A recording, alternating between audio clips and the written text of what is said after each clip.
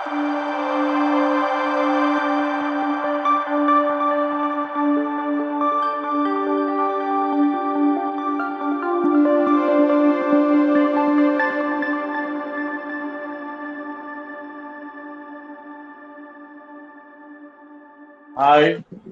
তো আমরা ফিরে এসেছি after the Batman video. Back with the wonder woman fantasy video. কেন হোলি ট্রিনিটি যদি তুমি ধরো, তাহলে আমরা সবসময় মনে করি ওয়ান্ডার ওম্যান, ব্যাটম্যান এবং সুপারম্যান। সুপারম্যান আর ব্যাটম্যান, সুপারম্যান অলরেডি আমরা কনসেপ্টটা সুপারম্যানকে দেখে ফেলেছি, যেটা সিকুয়েল অ্যানাউন্স হয়ে গেছে ম্যান অফ টুমরো। তো সেটা ফ্যান কাস্টিং করার কোনো লাভ নেই। ব্যাটম্যানের ফ্যান কাস্টিং আমরা আগের ভিডিওটা করেছি, কাইন্ডলি টু চেক। আমরা লিঙ্ক দিয়ে দেবো এই ভিডিওর মধ্যে, সেই ভিডিওটা। এবং তাছাড়া এখন আমরা হোলি ট্রিনিটি 3 নম্বর জন, মানে ওয়ান্ডার ওম্যানকে নিয়ে আমরা আলোচনা করতে এসেছি। তো ওয়ান্ডার ওম্যান খুবই একটা ইম্পর্টেন্ট পার্ট অফ ডিসি, এবং গ্রিক মাইথোলজি এবং মাইথোলজির সাথে ওয়ান্ডার ওম্যানের একটা সুন্দর পার্ট আছে, ঠিক আছে, যেটা অনেক ফিলোসফিক্যাল থিমস নিয়েও খেলা করে। সো অ্যাজ ইউজুয়াল আমরা অর্কদীপ আর রিজুর সাথে আজকে আবার এসেছি, তিনজনে আমরা ডিসকাস করবো। তো যেরকম আগের বার শুরু করেছিলাম, অর্কদীপ, লেটস স্টার্ট। আচ্ছা, তাহলে ইয়েস, ওয়ান্ডার ওম্যান আগের ভিডিওটায় ব্যাটম্যান ছিল। অ্যান্ড আমি অনেকজনের মতোই আমিও ওই ছোটবেলায় জাস্টিস লিগ কার্টুনটা দেখেই বড় হয়েছি। তো সেখানেও ওয়ান্ডার ওম্যান আর ব্যাটম্যানের একটা মোটামুটি লাভ ইন্টারেস্ট কাইন্ড অফ রিলেশনশিপ ছিল, খানিকটা, বেশি এক্সপ্লোর হয়তো করেনি। সো আই গেস যদি সেটাকে রাখতে হয়, আহ, রাখলে ভালোই হতে পারে। আর সেই জন্য আমি বলবো যে for me wonder woman would be আদ্রিয়া আরহোনা, যাকে আমরা বিগ স্কালিন হিসেবে দেখেছি ইন দ্য ফেমাস সিরিজ অ্যান্ডর। যারা স্টার ওয়ার্স ফ্যান আছো, তারা যদি অ্যান্ডর দেখে থাকো তাদের নিশ্চয়ই জানবে। So I like her performance there, and she has the looks, মানে ল্যাটিনা টাইপ লুকস আছে, obviously she is Latina. So Greek গডেসের ব্যাপারটা I think she can bring in the field, in terms of sensuality and also in terms of physical presence in the on screen. তো again বয়সটা মোটামুটি সুপারম্যানের কাছাকাছি, so again I don't think that will be a problem. সেই দিক দিয়েও ঠিকই আছে। Wonder ওম্যানের lasso ঘুরিয়ে I can actually see her doing that. And story line বলতে গেলে আই অফ দ্য গর্গন একটু অবসকিউর মতো স্টোরি লাইন আছে হয়তো, কারণ গর্গন আমরা জানি মেডুসাকে যেমন কার্স দেওয়া হয়েছিল, সে চুলগুলো সাপ হয়ে যেত, সাপের দিকে তাকালে সবাই পাথর হয়ে যেত। তো সেটা একটা মিথোলজিক্যাল ব্যাপার চলে আসছে। সো এই ক্ষেত্রে গ্রিক মিথোলজির ব্যাপারটা ফ্রন্ট অ্যান্ড সেন্টার থাকবে ফর ওয়ান্ডার ওম্যান। অ্যান্ড আমার মনে হয় এটা খুব ভালো জায়গা হবে জেমস গানের জন্য একটু খেলা করার জন্য, যেখানে সুপারম্যান খুব হাই হোপফুল একটা character, Batman dark and brooding, wonder woman একটা অন্যরকম ডাইমেনশন, একটা গ্রিক মিথোলজি, যেখানে গ্রিক মিথোলজিতে ট্র্যাজেডিও আছে, তার সঙ্গে mythic heroic renewal, heroic victory, এই ব্যাপারটাও থাকবে। সো ওই স্টোরি লাইনটা মোটামুটি যদি করা যেতে পারে, কারণ ওখানে ডায়ানার রিজলভকে টেস্ট করা হয় অ্যান্ড অফকোর্স ট্যাকটিক্সও টেস্ট করা হয়। So again strategic heroism, myth and basic super hero powers, এইগুলোর মোটামুটি একটা ভালো কম্বিনেশন আমরা দেখতে পাবো ওই স্টোরি লাইনে, and I would absolutely be down for that. Great choice, great choice. Even everybody's favorite is Adrija, as we can say.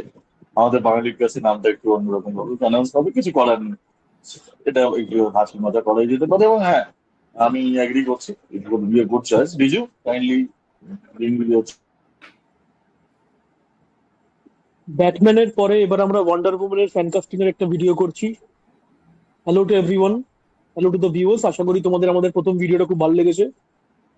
আমি রিজু আবার চলে এসেছি ডিসিসিভির ইউটিউব রিলঞ্চের সেকেন্ড ভিডিওতে।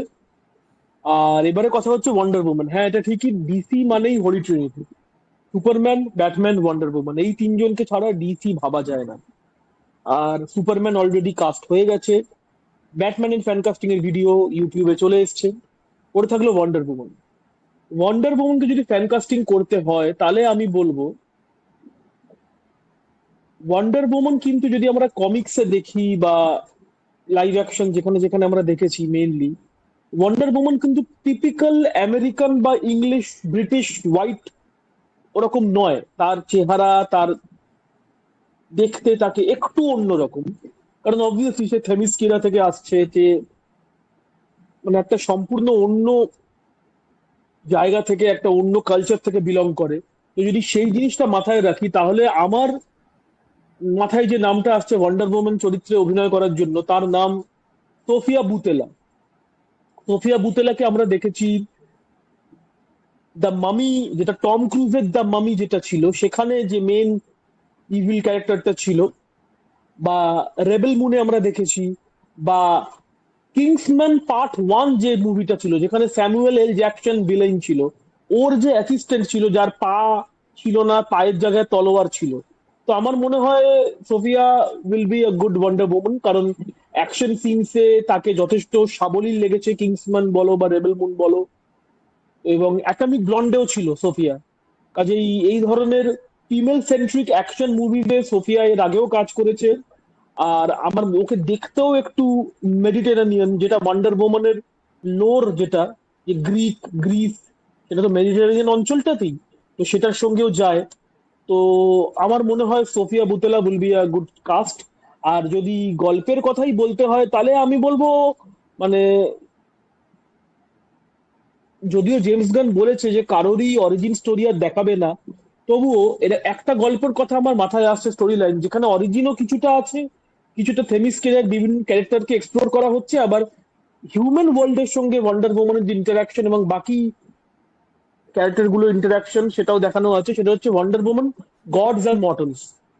তাহলে ওখানে কি থেমিস্কিরাটাও দেখানো হলো, আবার কিছুটা মডার্ন ওয়ার্ল্ডে থেমিস্কিরার যে বাসিন্দা, তাদের ইন্টারাকশনটাও দেখানো হলো, একটা একটা ক্ল্যাশ টাইপের হলো। মানে আমার মনে হয় ওয়ান্ডার ওম্যানকে যদি ডিসিইউ তে আবার রিইন্ট্রোডিউস করা হয়, তাহলে এই গল্পটা আমার মনে হয় will be a very good thing. কারণ এখানে এক হচ্ছে ওয়ান্ডার ওম্যানকে ইন্ট্রোডিউস করা যাবে, দুই হচ্ছে থেমিস্কিরার যে পার্টটা, সেটাকেও খুব ভালোভাবে এক্সপ্লোর করে এস্টাবলিশ করা যাবে, এবং মানে হিউম্যান ওয়ার্ল্ডে তার ইন্টারাকশন তো আছেই।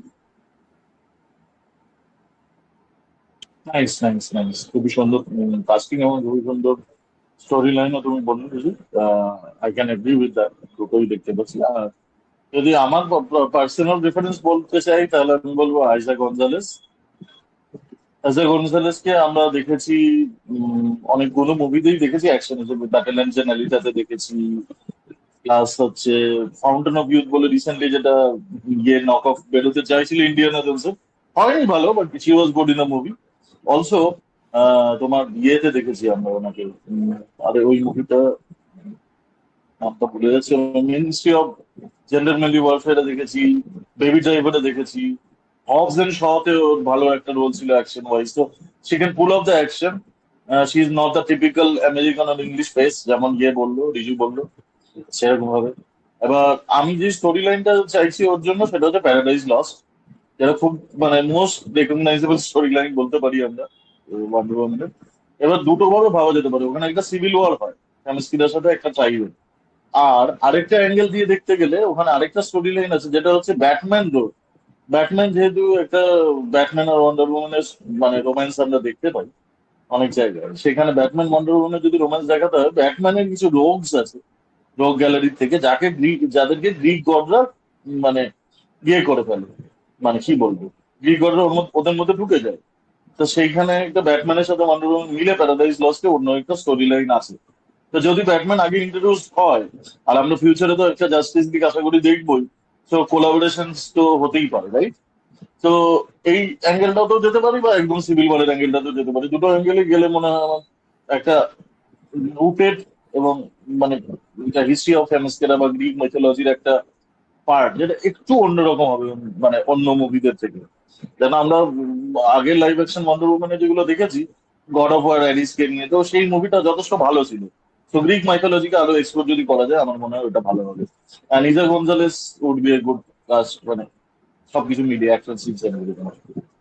তো আপাতত এটুকুই আমরা তিনজনে ক্যান কনসিডার।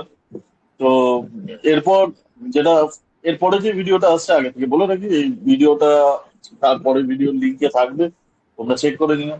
সবকটা ভিডিও লিঙ্কে থাকবে, ফেসবুকে ইয়েতেও দিয়ে দেবো, সব জায়গায় দিয়ে দেবো, অসুবিধা নেই। তো এরপরে আমরা ফ্যাশন ভিডিওটা নিয়ে আসবো।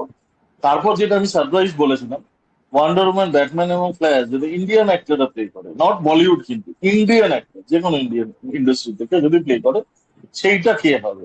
তো সেইটা নিয়ে আমরা আরেকটা ভিডিও নিয়ে আসবো এবং তারপর আরো ভিডিও নিয়ে আসবো, যেটা আমরা পরে ভিডিওগুলোতে ডিসকাশন করবো। তো আপাতত এটুকুনি থাক এই ভিডিওটার জন্য ওয়ান্ডার উম্যানের। তোমরা যদি কোনো ভালো স্টোরি লাইন বা কোনো ইন্টারেস্টিং কাজ দিতে পারো, উইল অলওয়েজ অ্যাকসেপ্ট। আমি যেরকম আগে বলেছিলাম ব্যাটম্যানে যদি সেরকম কোনো ইউনিক পাওয়া যায়, যেরকম আমরা তোমাদের সাথে ভিডিও করবো, সেরকম ওয়ান্ডার উম্যানেও যদি কোনো ইউনিক পাওয়া যায়, সেখানে আমরা তোমাদের ভিডিওতে নিয়ে আসবো। Because it is a collaboration, nobody owns this thing, this is a fan community and everyone is part of it and everyone should help it grow. তো এই আশা করে আমি ভিডিওটা শেষ করছি। ক্যাশের ভিডিওতে তোমাদের সাথে আবার দেখা হচ্ছে। Thank you.